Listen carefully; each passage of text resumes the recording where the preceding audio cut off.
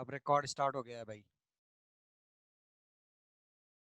Then after जे J Thomson model, इन्होंने first time बोला नहीं मैं एटम्स को डिवाइड कर सकता था। ठीक, उन्होंने इलेक्ट्रॉन दिया। उसके बाद इसी में ही हम लोगों ने discovery of electron, proton, anode rays, cathode rays सब करके देखा था। There after important one, Rutherford model, अगर कंपटीशन से आता है तो इसी से आता है, रदरफोर्ड मॉडल। देन आफ्टर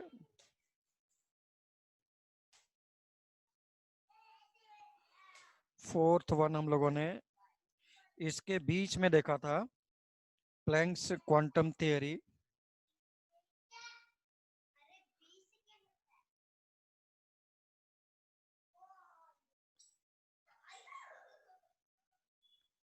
है ना, तो वो बेस था किसके लिए, नील बोर। तो that is nothing but bourse atomic model, जो कि अभी तक चल रहा है। दूसरी कोचिंग में बोर्स एटॉमिक मॉडल को डिलीट कर दिया जाता है, जहां पर एडवांस के लिए पढ़ा रहे हैं वहां पे कराया जा रहा है, वैसे नहीं करा रहे हैं। अगर हो रहा है तो डायरेक्टली उसका सिर्फ और सिर्फ एजम्पशंस। एजम्पशंस में क्या क्या था मैं फिर से बोल रहा हूँ। This model is valid for uni electron, यानी एक इलेक्ट्रॉन के लिए, हाइड्रोजन हीलियम 1+, लिथियम 2+।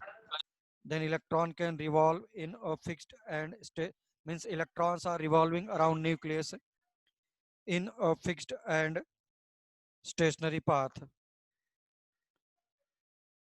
ठीक, फिर बोला था कि electron can jump from lower shell to higher shell. फिर हम लोगों ने बोला था कि whenever electron jumps from higher shell to lower shell, energy will be released. Whenever jumps from lower to higher cell, energy will be absorbed। Okay, कोई problem यहाँ तक? प्रणव, श्रावणी स्क्वायर, आर्या क्यूब,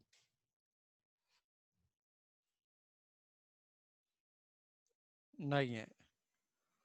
अगर नहीं है तो let us move to next one.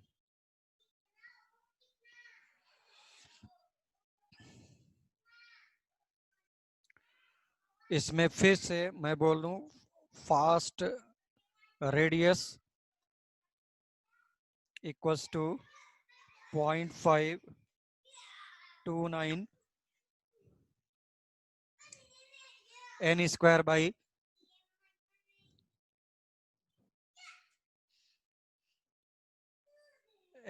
By Z angstrom.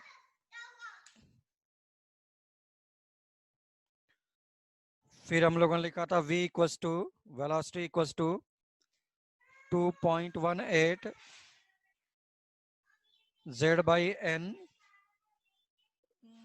Metre per second,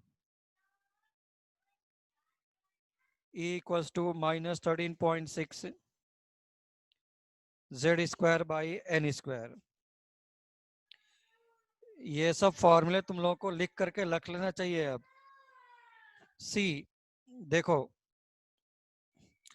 इन सभी formulas को तुम क्या करो, एक पेपर पे लिखो। यस, इन सभी पेपर को लिख करके रखो, और इसका एक पेज पे सिर्फ फॉर्मूला फॉर्मूला फॉर्मूला अलग से बनाते जाओ। ये तुमको 2 साल के बाद काम आएगा, जब सिर्फ और सिर्फ एक दिन बचेगा एंड 3000 पेज तुमको पलट करके देखना रहेगा, तब क्या करने का? उस टाइम पे तुमको ये सब काम आएंगे, इसीलिए मैं बार बार रिवाइज करता हूँ।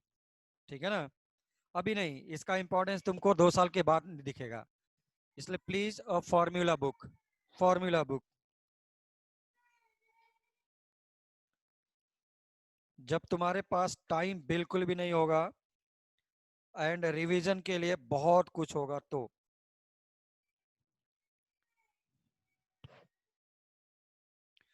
ठीक है ना। देन आफ्टर मेरे पास आ गया था 1/λ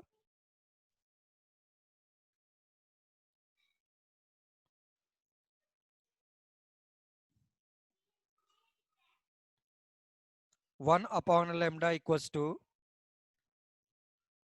Rydberg constant R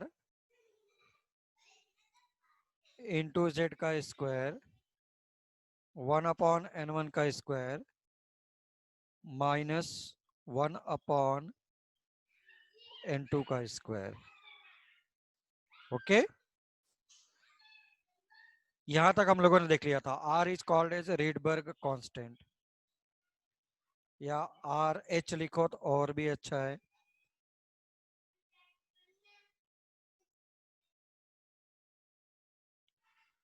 this is called as Rydberg constant. This is called as Rydberg constant whose values was 1.09 into 10 raised to power 5 per centimeter or 1.09 into 10 raised to power 7 sorry plus meter. So this is the revision. This is the revision अब तक का। सब लोग बोल रहे हैं कि sir आपको बताना है सेल नंबर होगा या सेल नंबर नहीं होगा। मैं 3-4 बार बोल चुका कि मैं प्रूफ करके देता हूं। तो now we are in the position that we can discuss। ठीक, अभी तक मैं बोलता था कि देखेंगे क्योंकि हम लोगों ने एनर्जी पढ़ लिया है। Suppose you are providing suppose you are providing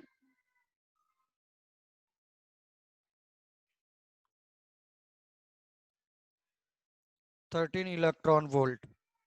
लिखो प्रॉब्लम ही लिखो, प्रॉब्लम ही लिखो, लिखो लिखो if you are providing as a problem, please write down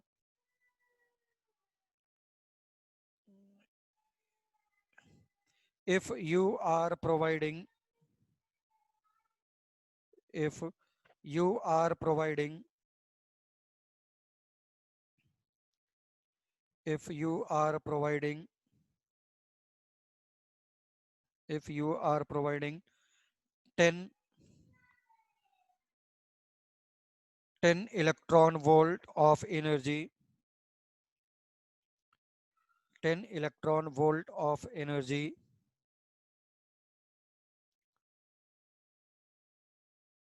10 electron volt of energy to one one atom of hydrogen to one atom of hydrogen,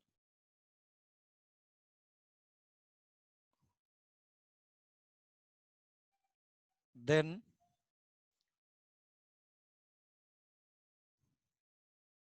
then find out then find out new position of electron, find out new position of electron। ठीक, अब देखो सभी लोग, अब कोई कुछ note नहीं करेगा, nobody will write anything।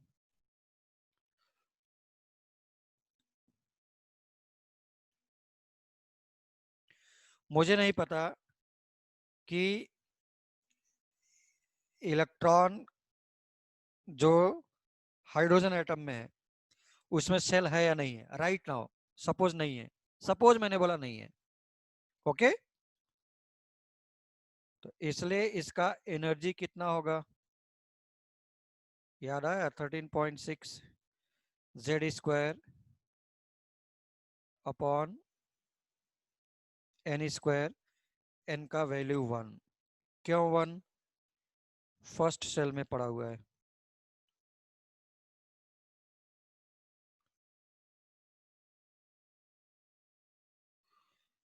Electron is having energy this much, electron is having energy this much. Okay. If electron is having energy of 13.6 minus 13.6, now you are providing, ठीक है ना, you are providing कितना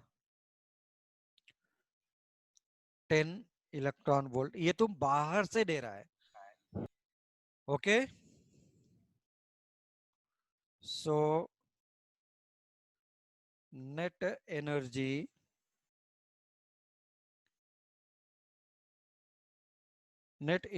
of electron, net energy of electron, कौन सा energy, किसका electron, कौन सा energy, जो अभी इलेक्ट्रॉन है उसका अब नेट एनर्जी कितना हो जाएगा.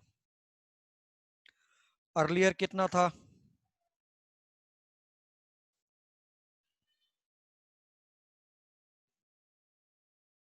जो भी तुमने अर्लियर लिया है minus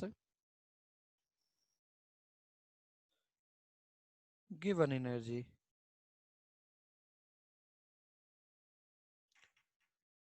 and that is equivalent to, this is net energy, is minus 13.6, provided energy is 10, so this is minus 3.6 electron volt. मुझे लगता है किसी को डाउट नहीं है इसमें. भाई उसके पास पहले एनर्जी कितना था, बोलो, माइनस 13.6, अभी कितना रह गया है, माइनस 3.6. अब देखो, मैंने बोला कोई कुछ नोट नहीं करेगा.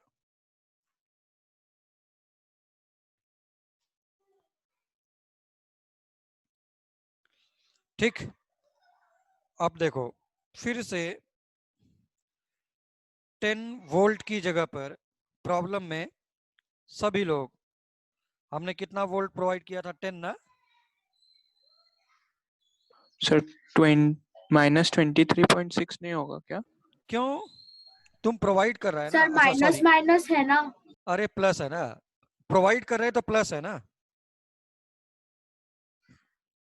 सर प्लस होगा, ये ले. ठीक, यस सर. या फाइनल माइनस इनिशियल कर, जो भी कर. चलो 10 वोल्ट की जगह पे, 10 इलेक्ट्रॉन वोल्ट की जगह पे और अच्छा समझ में आएगा, इसलिए मैं बोल रहा था कि अब मैं इसको 13 इलेक्ट्रॉन वोल्ट कर दिया. प्लीज सभी लोग 13 इलेक्ट्रॉन वोल्ट कर लो, 13 इलेक्ट्रॉन वोल्ट कर लिया जानबूझ करके.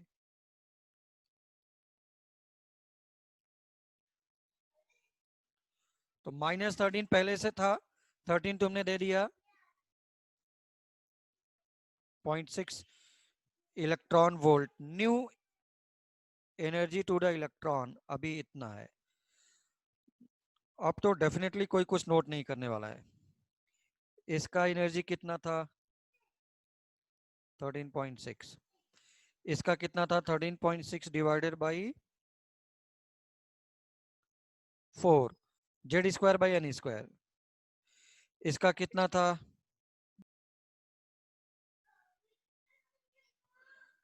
बाई 9. फोर्थ वाले का कितना था, बोलो, माइनस 13.6 डिवाइडेड बाई 16.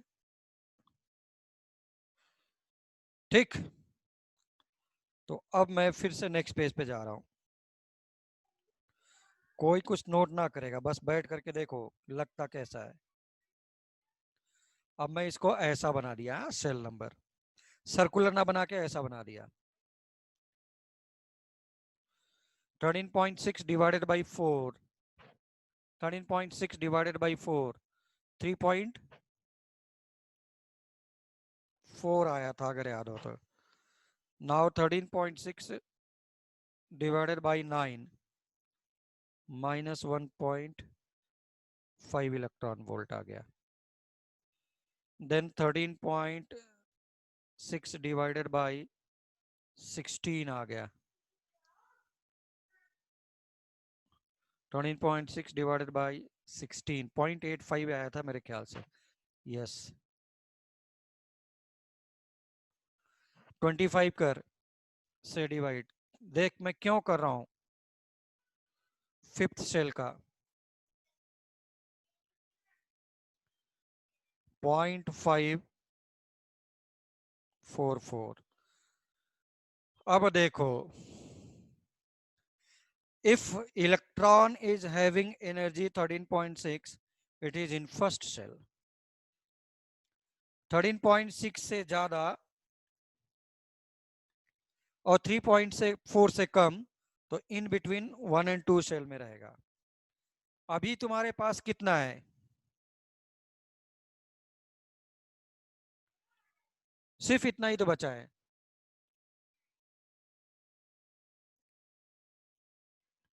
इसका मतलब है कि इलेक्ट्रॉन भाग करके कहीं यहां पे आ गया है इन बिटवीन। हाँ या ना? Please tell me. Now current energy of the electron कितना है? देखो -0.6। तो -0.6 is corresponding to in between 1 2 3 4 5th, fourth and fifth shell के बीच में है। यस और नो?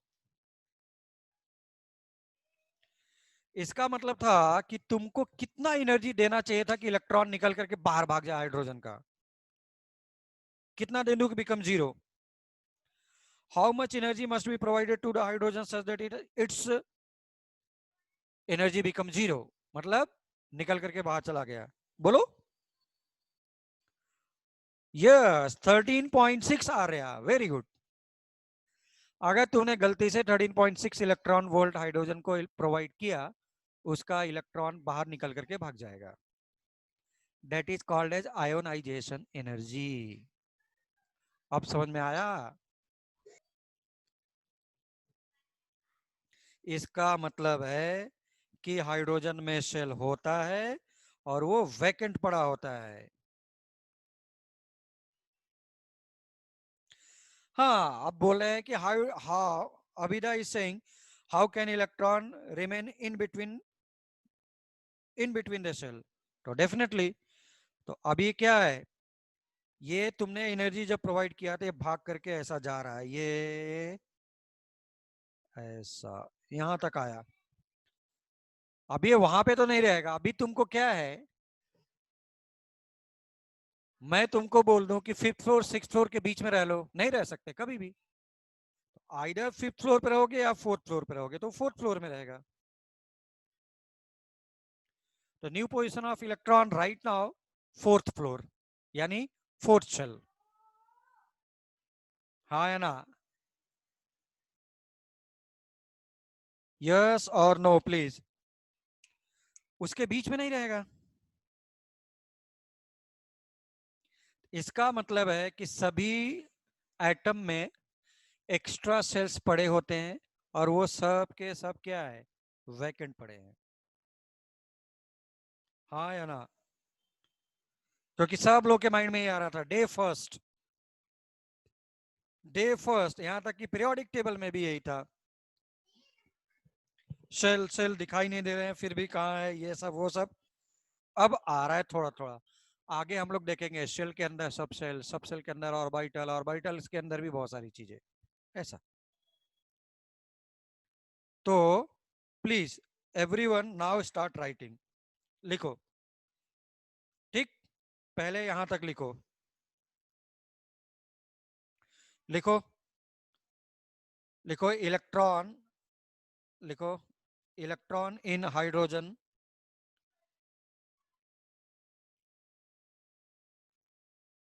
हाँ बिल्कुल काउंट करेंगे ना, तभी तो सेल नंबर ऐसा होगा ना, 1 shell number 2 shell number 3।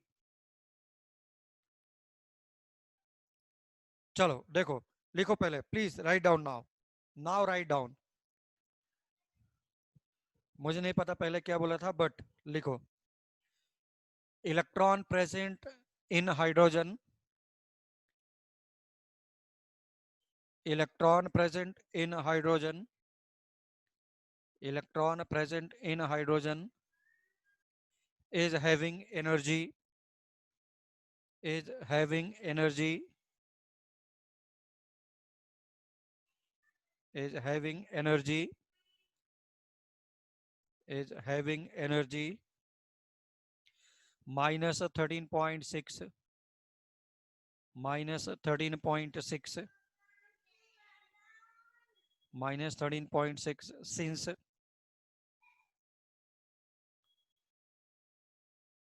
since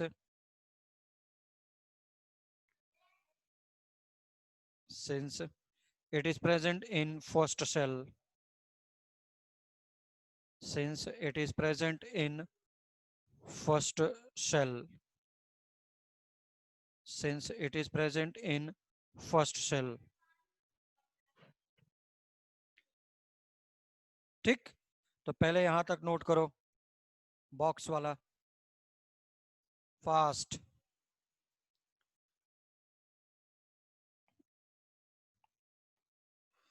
Sir, there are infinite cell or limited? There are infinite cells. वो भी अभी दिखाता हूं मैं. तुम्हारा क्वेश्चन का आंसर अभी मिल जाएगा. ठीक, नेट नाउ लिखो, नाउ लिखो यहां से. इफ यू आर प्रोवाइडिंग पूरा लिखो यहां तक, यहां तक लिखो फास्ट.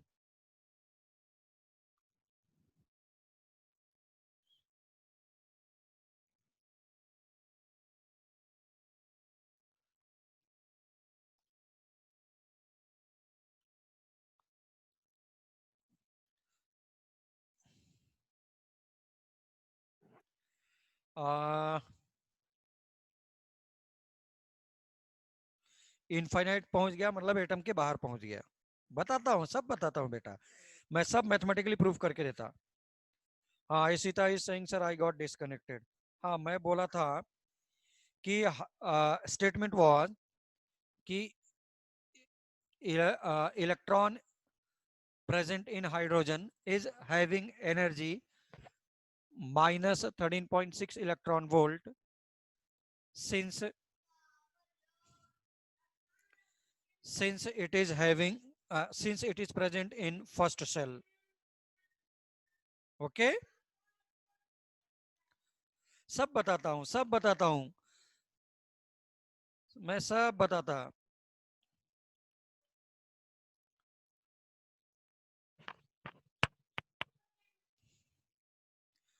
मैं तुझे ये भी प्रूफ करके दे सकता कि इलेक्ट्रॉन न्यूक्लियस के अंदर क्यों नहीं रह सकता.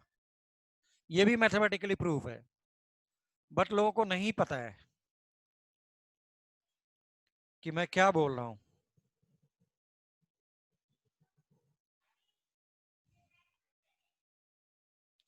मैं क्या बोल रहा हूं लोगों को नहीं पता है.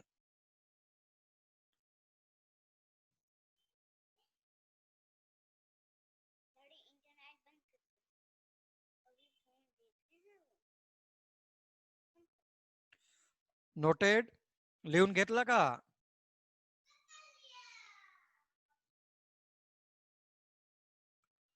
हो, यस. अब आते हैं हम लोग, इसलिए पहले समझना जरूरी है. ठीक है ना. अब लिखो स्टेटमेंट, स्टेटमेंट प्लीज.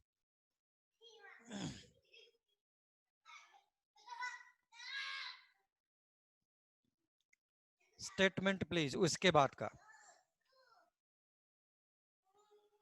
लिखो. लिखो व्हेन 13 पॉइंट व्हेन, फिर से लिखो या पहले, सॉरी इसके पहले लिखा है ना. यस, लिख लिया, लिख लिया. उसके बाद लिखो then electron will jump, then electron will jump. मैं सब बताता, मैं सब बताता हूं, सारे बहुत सारे क्वेश्चंस आ रहे हैं. मैं सब बताता हूं, मैं सब बताता हूं, मैं सब बताता हूं.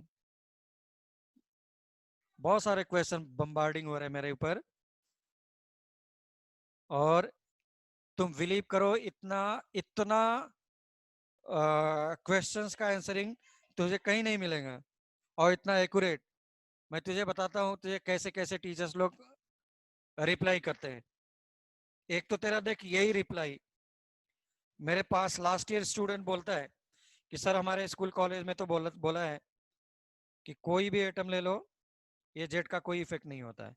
अरे है ना, हाइड्रोजन हीलियम लिथियम सबका। उल्टा सीधा जवाब दे करके बच करके निकलते हैं लोग उस टाइम पर। उसके बाद लिखो, स्टेटमेंट लिखो, then electron, then electron jump to, then electron jump to, then electron jump to higher level, then electron jump to higher level, electron jump to higher level, jump to higher level, and reaches to, and reaches to, and reaches to, या reaches in between, reaches in between, two की जगह पे in between fourth cell and fifth cell, in between fourth cell and fifth cell, fourth cell and fifth cell,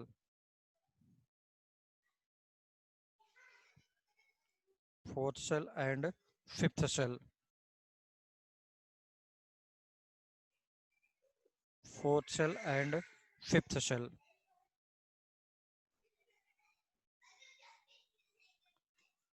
ठीक, ऐसा क्यों था? क्योंकि उसका एनर्जी कितना रह गया? 0.6 इलेक्ट्रॉन वोल्ट। सिंस लिखो इसके आगे, since, since, since its energy is, since its energy is, since its energy is, since its energy is, since its energy is in between, since its energy is in between 0.54, 0.54 electron volt and minus, sorry, minus 0.54 electron volt, uh, and and and and 0.85 electron volt।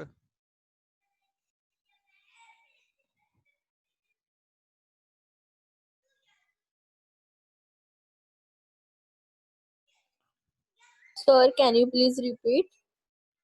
हाँ, since its energy is, since its energy is in between 0.54 electron volt and minus 0.85 electron volt, so exact new position of electron will be, so exact new position of electron will be fourth shell।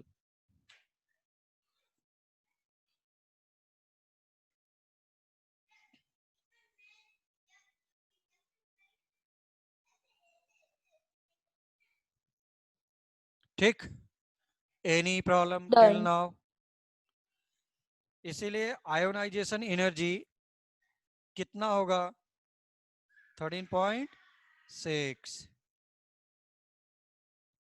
हाँ, वेदांग बोले last statement repeat करने के लिए बोल रहे हैं। So new position of electron will be, so new position of electron will be fourth shell, क्योंकि in between है ना। प्लीज, नेक्स्ट हेडिंग लिखा मैंने, अभी मुझे स्पेक्ट्रम लिखना है ना। हाँ sir, then it will again come to the first shell. Definitely fourth shell पे रुकेगा नहीं, उसको वापस आना ही आना है। अगर वापस आया तो एनर्जी रेडिएट करेगा। ठीक, और वही हम लोग पढ़ने जा रहे हैं अब। Please write down.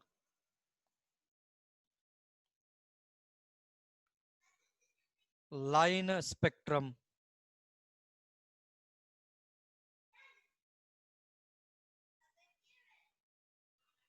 of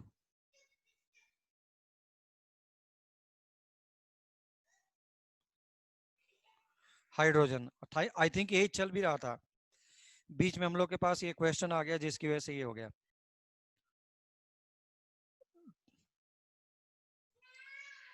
इसीलिए भाई बीएससी एमएससी से थोड़ा सा प्रॉब्लम होता है लोगों को। आईआईटी में तुम जाएगा तो वहां पे मैथमेटिकली सारी चीजों का प्रूविंग मिला करेगा, just because of strong mathematical background. चलो देखो, अब तुमने क्या किया, तुमने ढेर सारा सैंपल ले लिया हाइड्रोजन का। Now you are providing energy, तुमने इसको हीट किया या whatever you are providing the energy.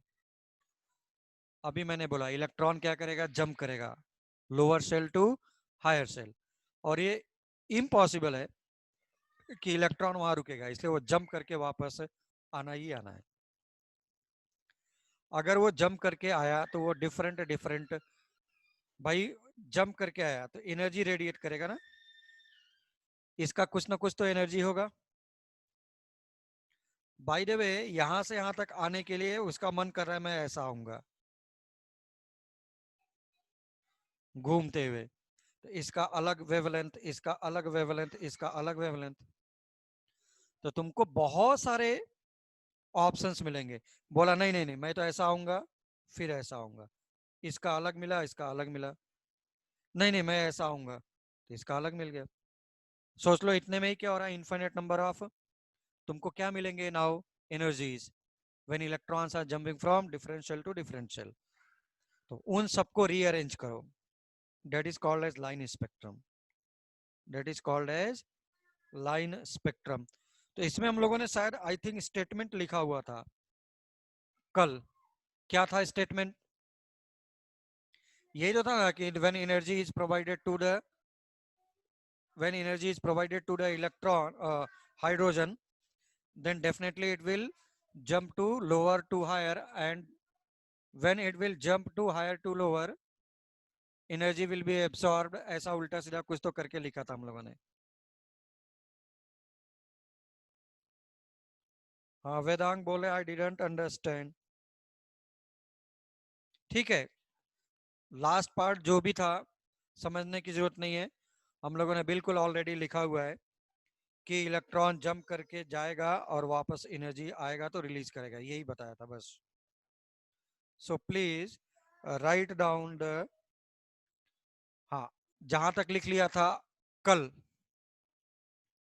कि when energy is provided to the electron will jump to lower to higher, and it is impossible कि वो कहाँ पे हायर सेल में इलेक्ट्रॉन रहे, लोअर सेल वैकेंट रहे, that's why electron will jump to lower energy level and during this process energy is released। तो I think यहां तक हम लोगों ने लिखा है, yes or no?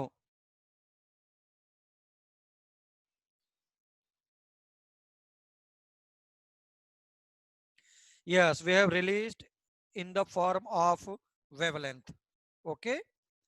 अब उसी के आगे लिख लो प्लीज, जहां कल हम लोगों ने छोड़ा था कि energy is released in different wavelengths के फॉर्म में, उसके बाद प्लीज लिखो,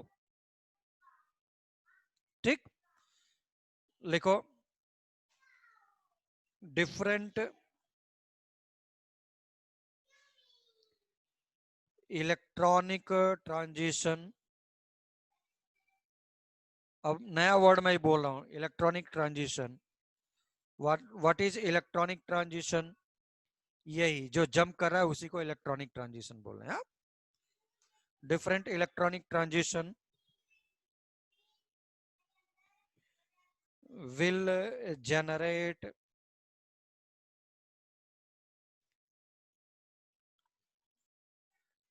different wavelengths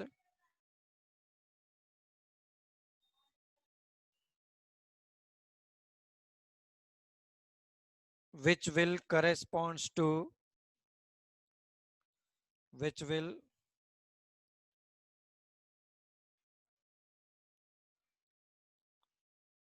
correspond to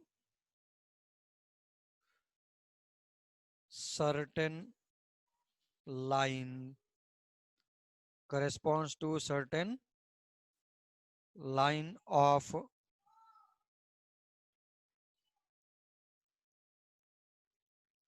different color. जो दिखाई देगा वो डिफरेंट कलर का होगा, जो डिफरेंट कलर का मुझे दिखाई नहीं दे रहा है, हो सकता है उसका एनर्जी बहुत ज्यादा है, विजिबल रेंज के बाहर है, विवग्योर रेंज के बाहर है, ऐसा।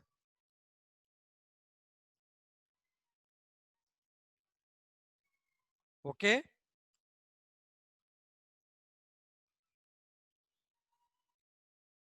एंड दे आर प्रोड्यूसिंग, सीधी सी बात है, and they are producing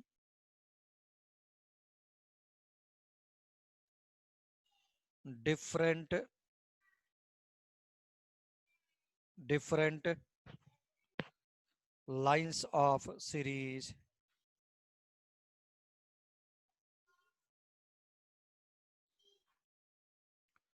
different lines of series. Okay,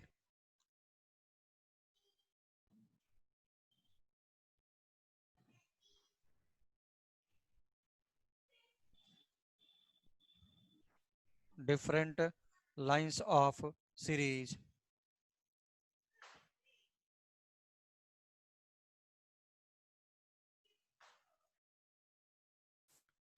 Different lines of series. ठीक, like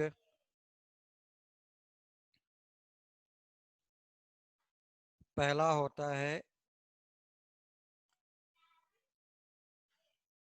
लाइमन, केमिस्ट्री के जो मैन होते हैं ना, केमिस्ट्री के मैन वो डबल एन होते हैं, आगे बहुत सारे मैन करके मिलेंगे बट उसमें MANN रहेगा।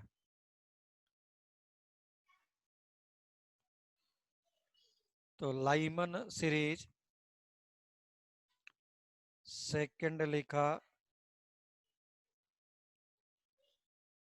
Balmer series, Lyman बामर L silent, पाश्चन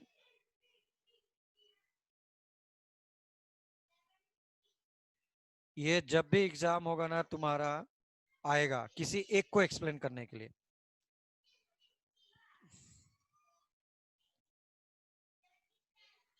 Lyman बामर पाश्चन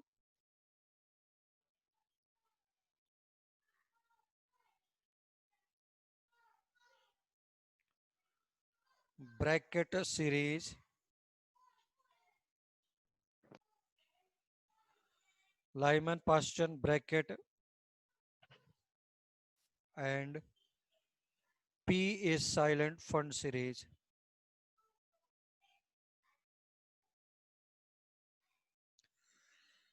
ऐसे बहुत सारे नेम होते हैं जहां पे हम लोग को साइलेंट रहता है, लाइक निक्की बोए, हैंसी क्रॉनिए, उसमें जे वगैरह रहता है, साइलेंट रहता था।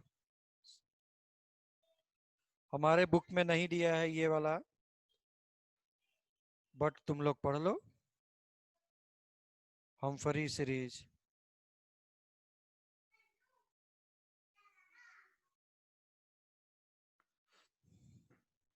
हम्फरी सीरीज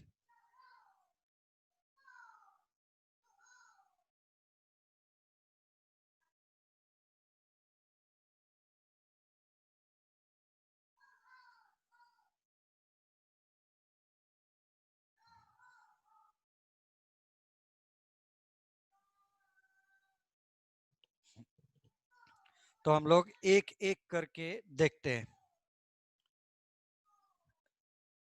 लिहून घेतला का सगळे?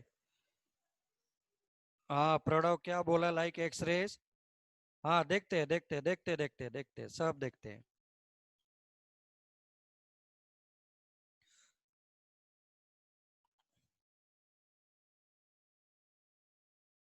Done, very good.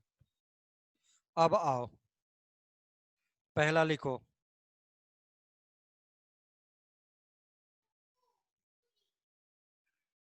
Lyman series. Lyman series में क्या होगा? इलेक्ट्रॉन ऐसा फर्स्ट सेल, अच्छे से बनाना तुम लोग, बहुत सारे लोग बायो के भी है तो डेफिनेटली उनका आर्ट अच्छा होगा, मुझसे तो अच्छा ही होगा।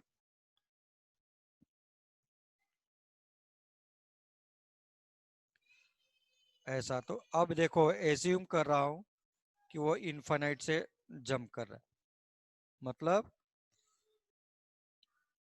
एकदम पेरिफेरी ऑफ द एटम, इसके बाद वो बाहर चला जाएगा। तो shell number 1, shell number 2, shell number 3, shell number 5। Infinite का मतलब ये नहीं होता है कि तुम्हारे जो दिमाग में बैठा है कि बहुत बड़ी क्वांटिटी इज इनफाइनाइट, नो। अब देखो, सिंपल सा एग्जांपल बताता हूं, छोड़ो मत बनाओ, इधर देखो। सपोज तुम्हारे घर में तुम्हारा भतीजा है या तुम्हारे अंकल का कजिन वगैरह का कोई भी छोटा सा लड़का है 5 साल का, उसे तुम बोलो कि वेट उठाओ, तो मैक्सिमम वेट कितना उठाएगा? 1 kg, हार्डली 2 kg। और स्टार्ट से ही खली पर चला गया है तो चलो 2 kg 3 kg उठा लिया बस, not more than that 5 kg। 5 साल का बच्चा 4 साल 5 kg उठा लिया, 6 kg उठा लिया, और क्या करेगा बस।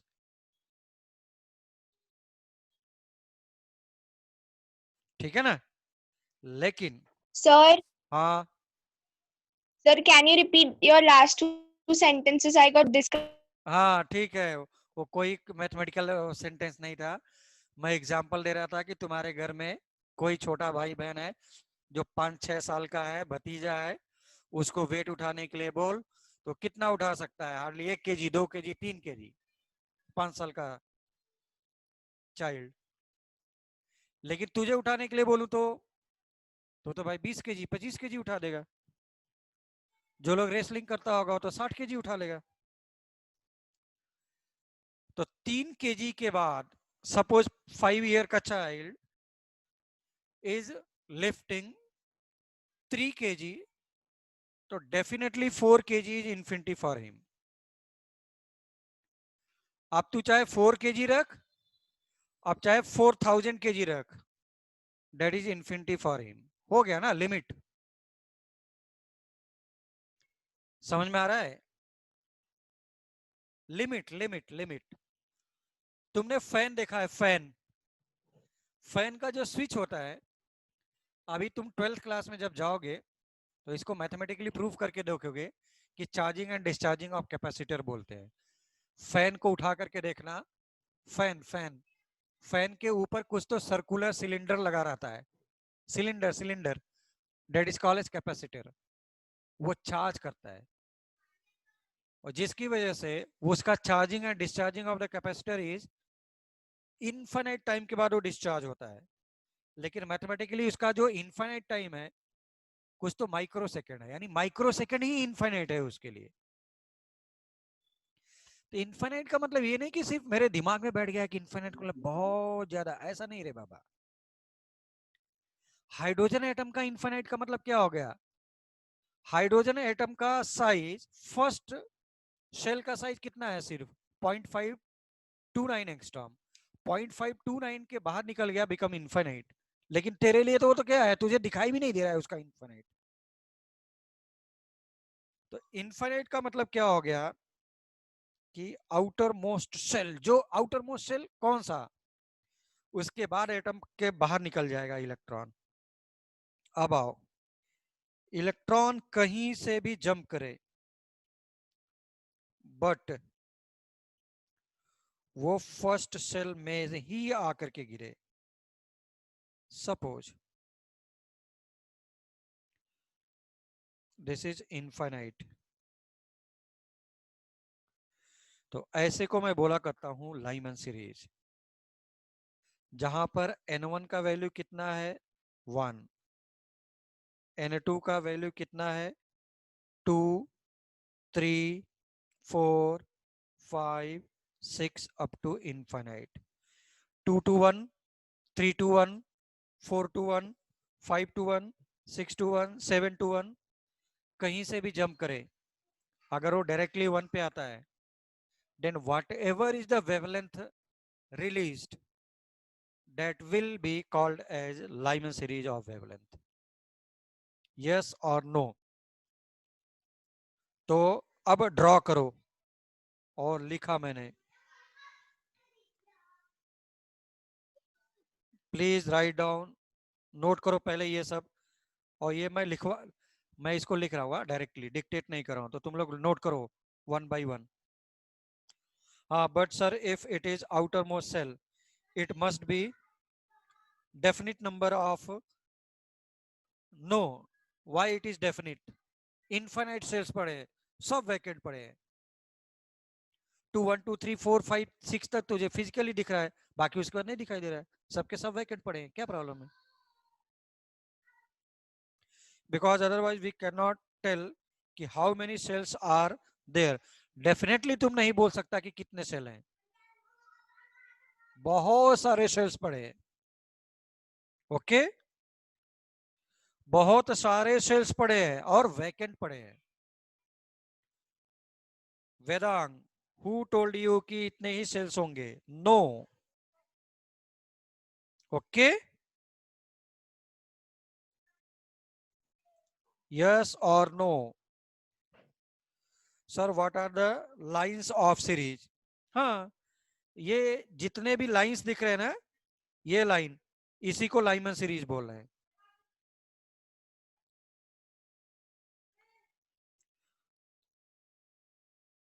So how do you measure the atomic radius? चल भाई, मुझे नहीं पता था, क्रिकेट बॉल ले ले, क्रिकेट बॉल, क्रिकेट बॉल ले लिया, क्रिकेट बॉल का रेडियस इतना है, बट इसके अंदर इनफाइनाइट सेल्स पड़े हैं, छोटे छोटे छोटे, क्या प्रॉब्लम है? क्रिकेट बॉल का जो लास्ट पॉइंट दिख रहा है तुझे, ये इंफिनिटी सेल है। अब बता, हो सकता है ना? तो व्हेन इलेक्ट्रॉन, हाँ भाई अभी भी क्वेश्चंस आ रहे हैं। यस,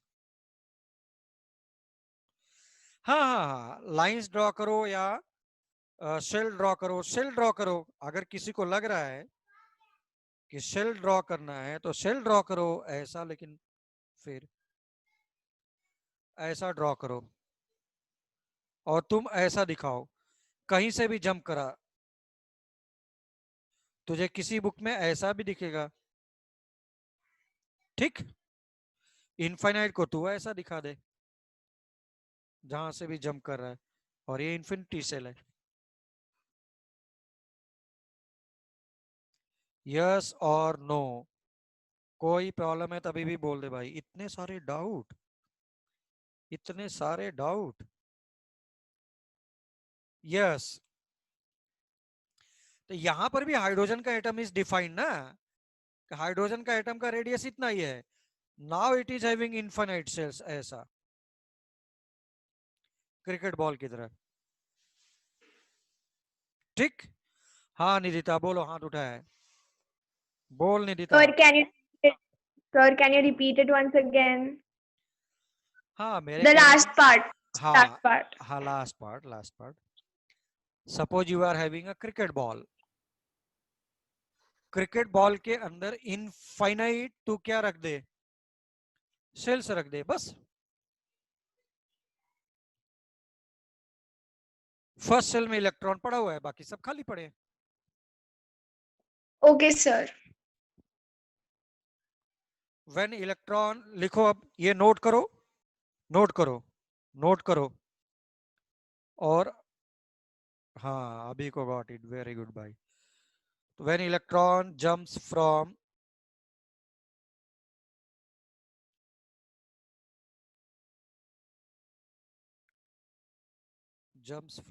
any higher shell, मैंने बोला,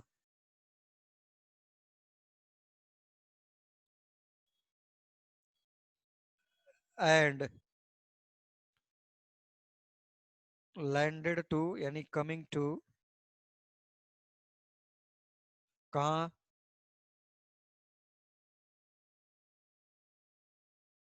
always first shell या orbit, energy level, whatever it may be. Then energy released,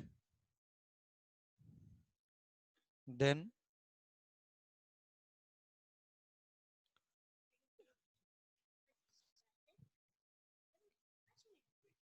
energy released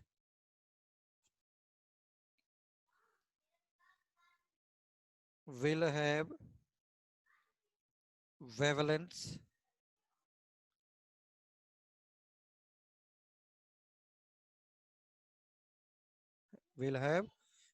या different wavelengths are called as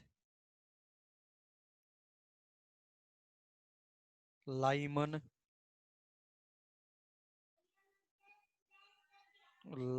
series of wavelength. अब समझ में आया? कोई बोल रहा था लाइन ऑफ सीरीज क्या है? Called as Lyman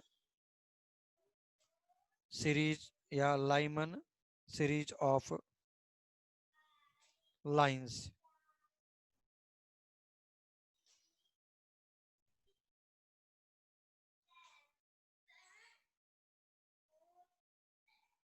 okay,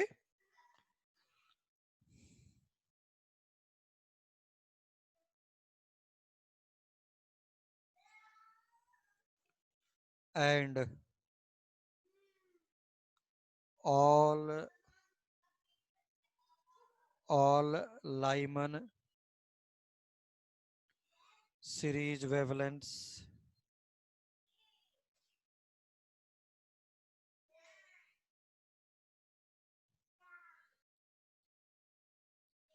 are in the range of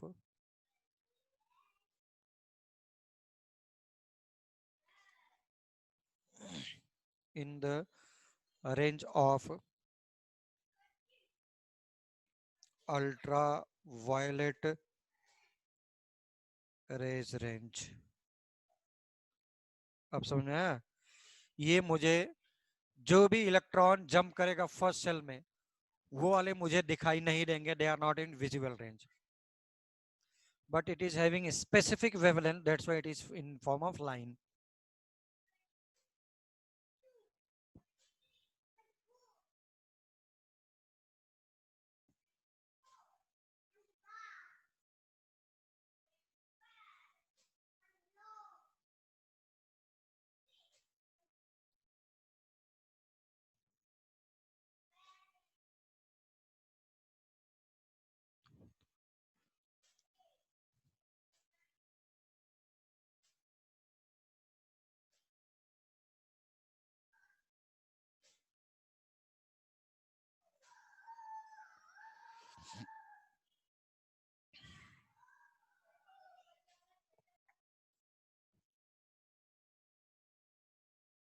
Okay,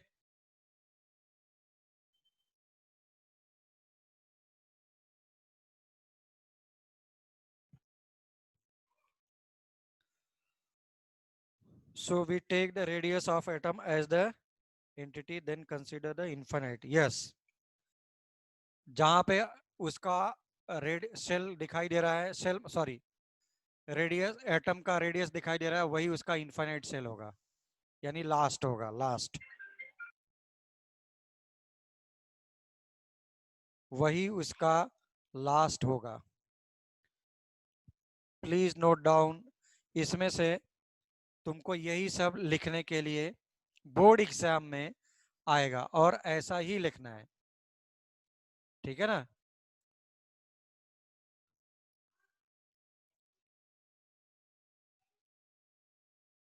okay,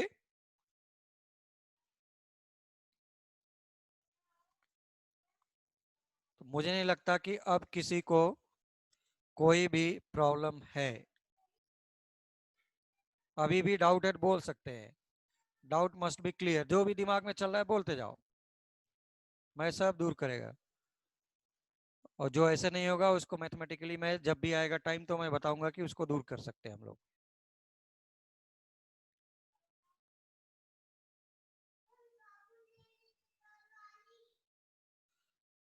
ये सब किसी और जगह मत पूछना, नहीं तो पक्का है मैं जब प्रॉब्लम होगी सब लोगों को।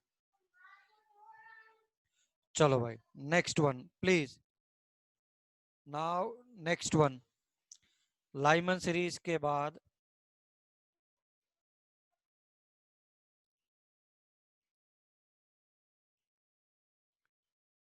बामर सीरीज।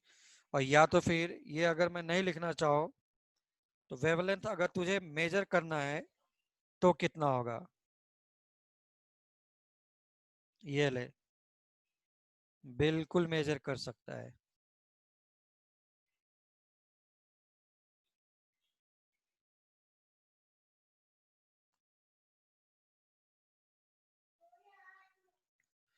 N1 का वैल्यू कितना होगा, 1 फिक्स्ड क्योंकि लाइमन है।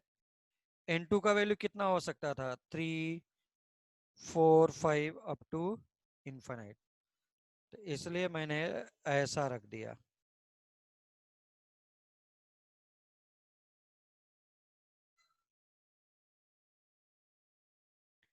N2 कितना भी हो सकता था। सब के सब कैसा आ रहा है, in the range of ultraviolet rays, जो नेकेड आई से दिखाई नहीं देगा। Sir how many problems there will be on this topic. Normally तुमको एक प्रॉब्लम 100% मिल रहा है इससे, बोर्स एटॉमिक मॉडल से, बोर्स एटॉमिक मॉडल से पूरा। अभी बोर्स एटॉमिक मॉडल खत्म ना हुआ, सोच लो।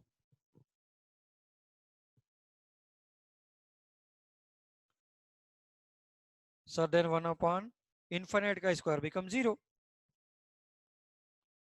1 अपॉन इनफाइनाइट का बिकम 0। इनफाइनाइट वाले का निकालना चाहता है तो इनफाइनाइट अगर 0 है, 1 अपॉन इनफाइनाइट इज 0, इसका स्क्वायर तो और भी जल्दी 0। तो all wavelengths are coming in between ultraviolet range, UV rays range बोला करते हैं। Ultraviolet range, ultraviolet को हम लोग नेकेड आई से नहीं देखते हैं। अल्ट्रा वायलेट रेज सन से हम लोग के पास आता है क्या, ultraviolet rays are coming to you from sun rays or not? If it is coming then why, if it is not coming then why? Anyone? आता है या नहीं आता है, yes or no? I think it is not coming, सब लोग अगर लिख रहे हैं तो, क्योंकि all the ultraviolet rays range के जो भी लाइट है they are absorbed by किससे, ozone layer, they are absorbed by ozone layer. इसीलिए ओजोन लेयर हम लोग के लिए इंपॉर्टेंट है। Why ozone layer is important? Because it absorbs all UV rays, ultraviolet rays range के जो भी लाइट है। Now ultraviolet rays, अभी तुम क्या करो, गर्मी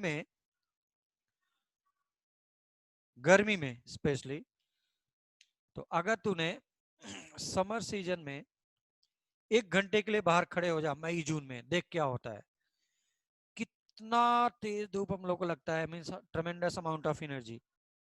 अगर गलती से यूवी रेज अगर हम लोग के पास आता है, they are high beam energy, if they are high beam energy then वो क्या करेंगे, अपने स्किन से पास हो जाएंगे। और अगर अपने स्किन से पास हो गए तो सेल को वो डेड कर सकते हैं, सेल्स को। तो तुम्हारे बॉडी के अंदर सेल डेड, डेड बोल दूं सेल्स पड़े रहेंगे, that will leads to cancer या ये सब हो सब स्किन डिजीज वगैरह हो सकते हैं ये सब, ठीक है। यूवी रेज, इसीलिए तुमने देखा होगा, तुमको लगेगा कि कैसे स्किन क्रॉस कर जाएगा। चलो एक्सरेज देखा होगा, एक्सरेज, एक्सरेज में क्या होता है? यस, किसी ने बोला कि मोबाइल, यस। अब देखो, अब देखो, तूने एक्सरेज लिया तो क्या होगा? एक्सरेज लिया तो क्या होता था? हम लोग देखते हैं हड्डी वगैरह हम लोग का ब्रेक होता है तो बोलते हैं एक्सरेज निकाल कर लाओ, क्यों? क्योंकि अगर तुम्हारा बोन सपोज फ्रैक्चर हुआ है, सपोज ऐसा करके इस शेप में, ठीक, और बाय द वे अगर ये फ्रैक्चर ऐसा हुआ है तो ये दिखाई देगा, क्यों? और अगर किसी का फ्रैक्चर वगैरह कभी हुआ होगा तो डेफिनेटली एक्सपीरियंस करेंगे कि जहां तक तुम्हारा स्किन है वो तुझे पता चलेगा, हाँ अच्छा यहाँ तक है, शेडो टाइप का रहेगा, और इसका प्रॉपर शेडो निकल करके आएगा, क्यों? क्योंकि तुम्हारे स्किन को तो क्या कर गया, एक्सरे ने पास कर गया, लेकिन तुम्हारे बोन्स को क्रॉस नहीं किया उसने, बोन्स को क्रॉस नहीं किया, इसलिए बोन्स का शेडो मिला और स्किन से क्रॉस कर गया। तो एक हल्का सा लाइंस मुझे दिखाई देगा किसका, स्किन का, और शेडो मुझे प्रॉपर पता चलेगा किसका, बोन्स का। That is for X ray. Same thing will happen in ultraviolet rays range. Ultraviolet rays range में जाएंगे तो यही प्रॉब्लम आएगा, ठीक, यही प्रॉब्लम आएगा, सेम प्रॉब्लम विल कम। इसीलिए देखना, तुमको लोग क्या बोलते हैं, मुझे बार बार किसी भी बॉडी पार्ट का एक्सरे नहीं कराना चाहिए। अगर बॉडी पार्ट का एक्सरे नहीं कराना चाहिए उसका मेन रीजन यही है, ठीक। Sir how don't X ray harm the skin? X rays क्या, क्यों नहीं, एक्सरेज अगर इसे पास करके जाएगा, very high energy beam cells को डेड करेगा। हाँ, अब तूने कभी देखा लैब अटेंडेंट जो एक्सरेज तुम्हारा लेता है, फोटोकॉपी ऑफ एक्सरे, वो देखना बटन को ऑन करके भागता है कॉर्नर में, जिसका हाथ पैर टूटा होगा उसको एक्सपीरियंस होगा। एक्सरे का जो अटेंडेंट होता है ना, वो ऑन करके भागता है, फिर से वापस आता है, क्यों? वो इसलिए आता है भाई, तेरा तो पैर एक बार टूट गया है, तू वहां पे गया है, बट ऐसे ऐसे तो वो डेली कम से कम 20 लोगों का एक्सरे कर रहा है वो। अगर वो डेली 10 लोगों का एक्सरे कर रहा है, वो एक्सरे का एक्सपोजर में आएगा, तब तो उसको बहुत लॉस होगा, इसलिए वो लोग भागते हैं। ऐसा देखना, यहाँ पे उनके लिए कॉर्नर, तुम्हारा बेड अगर यहाँ पे है तो यहाँ पर उनका एक वॉल होता है, इसके पीछे वो भाग जाते हैं, इधर मशीन तुम्हारी ऐसे है तो ये, तो definitely that will leads to cancer, yes, okay. हाँ sir, it's compulsory for a person to wear neck tie, better हो कि पहनो, अगर वहां पे है तो, वहां पे है तो जरूर पहनना चाहिए, अगर वहां पे है तो जरूर पहनना चाहिए। इसलिए मैंने बोला ना, इसलिए अटेंडेंट क्या है, वो भागता है, तुम्हारा बेड यहाँ है तो यहाँ से भागेगा, इधर दीवार होती है एक, केबिन बनाते हैं उसका अलग से, 2 कदम पे होगा, ये भाग जाएगा इधर, तो रेस तुमको ऐसा क्रॉस करके जा रही है, मतलब जिस भी पार्ट का करना है ऐसा, वो इसीलिए इसका मेन रीजन यही है, ठीक। Is there any problem till now भाई? हाँ, but there is slightly possibility of cancer, yes. Safer way यही है कि do not come in the expose of x-rays, safer side यही है, आओ ही नहीं, वो सबसे अच्छा है, ठीक, that is the best way, no problem, ठीक है। तो भाई बाय द वे हम लोग का ये टाइम भी हो गया है, तो ऐसे ऐसे please Lyman series, Balmer series, Paschen series, Brackett series, Pfund series, ऐसा। Sir why we need light to see x-rays, but x-rays को देखने के लिए एक्सरेज तुमको नहीं दिखाई देगा। कौन बोला तुमको एक्सरेज दिखाई देगा?